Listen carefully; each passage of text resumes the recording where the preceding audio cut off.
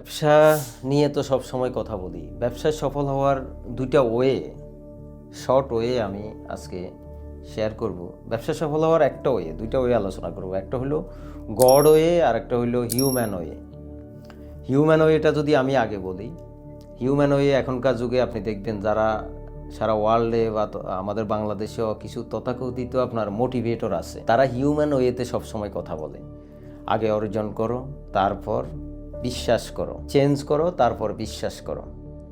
এই তিনটা ধাপে তারা ম্যাক্সিমাম কথা বলে। আর আমাদের গড় ওয়ে, আমরা যেহেতু ইসলাম ধর্মে বিশ্বাসী, আমরা প্রতিটা কাজে অনেক সময় অনেক আলোচনায় গেলে বলে এই ইসলাম টানেন কেন, ধর্ম টানেন কেন। ব্যবসাতে প্রতিটা সময় আপনাকে ধর্ম টানতেই হবে। ধর্ম টানা মানে কি, আমার তো লাইফ স্টাইলটাই আমার ইসলাম ধর্মের মধ্যে থাকতে হবে। এখন কেউ যদি বলে আপনি এখানে ঘুরতে আসছেন, এখানে ধর্মের কথা বলেন কেন? এখন ঘুরতে গেলে আপনি যদি মৃত্যু হয় আপনি কি করবেন? আর এখানে ব্যবসা করতে আসছেন, এখানে ধর্মের কথা বলেন কেন, ইসলামের কথা বলেন কেন? কিরে ভাই, এই ব্যবসা অবস্থায় যদি আমার মৃত্যুবরণ হয় তা আমি আল্লাহর কাছে কী জবাব দেবো? সুতরাং আমার ইসলাম, আমার ধর্ম তো সব জায়গায় আমাকে রাখতে হবে। তো তাহলে আল্লাহর ওয়েটা কি? গড ওয়েটা হলো যে আগে বিশ্বাস অর্জন করেন, তারপর আচরণ চেঞ্জ করেন, তারপর অর্জন করেন।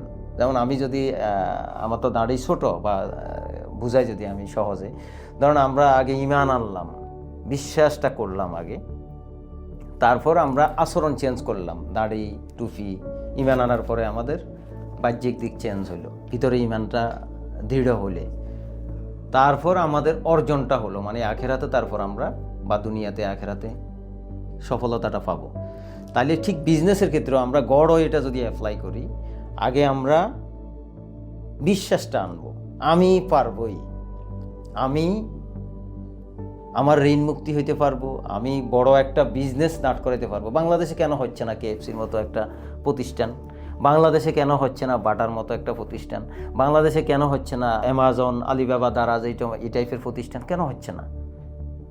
আমরা হিউম্যান ওয়েটা বেশি আমরা অ্যাপ্লাই করি বিজনেসের ক্ষেত্রে।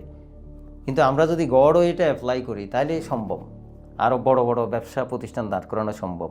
তাহলে ব্যবসা যারা নতুন করতেছেন, নতুন আসতেছেন, তাদের প্রতি আমার বিনীত অনুরোধ থাকবে আপনারা গড় ওয়েটা অ্যাপ্লাই করবেন। আর যারা পুরানো প্রতিষ্ঠিত ব্যবসায়ী, তারাও এখন থেকে গড় ওয়েটা অ্যাপ্লাই করবেন। এটাতে আমাদের দুনিয়া এবং আখিরাত দুই দিকে মঙ্গল। গড় ওয়ের অ্যাপ্লাই হলো আগে আপনাকে বিশ্বাস করতে হবে আমি এই ব্যবসা দিয়ে এই ব্যবসার ফ্রাঞ্চাইজ শাখা সারা বাংলাদেশে, সারা ওয়ার্ল্ডে করব। আগে বিশ্বাসটা অর্জন করতে হবে এই ব্যবসা দিয়ে আমি সমাজ পরিবর্তন করব। আগে বিশ্বাস অর্জন করতে হবে এই ব্যবসা দিয়ে আমি অসংখ্য কর্মসংস্থান করব। তারপর আপনার আচরণটা অটো চেঞ্জ করতে হবে, তারপর আপনার অর্জনটা চলে আসবে অটো।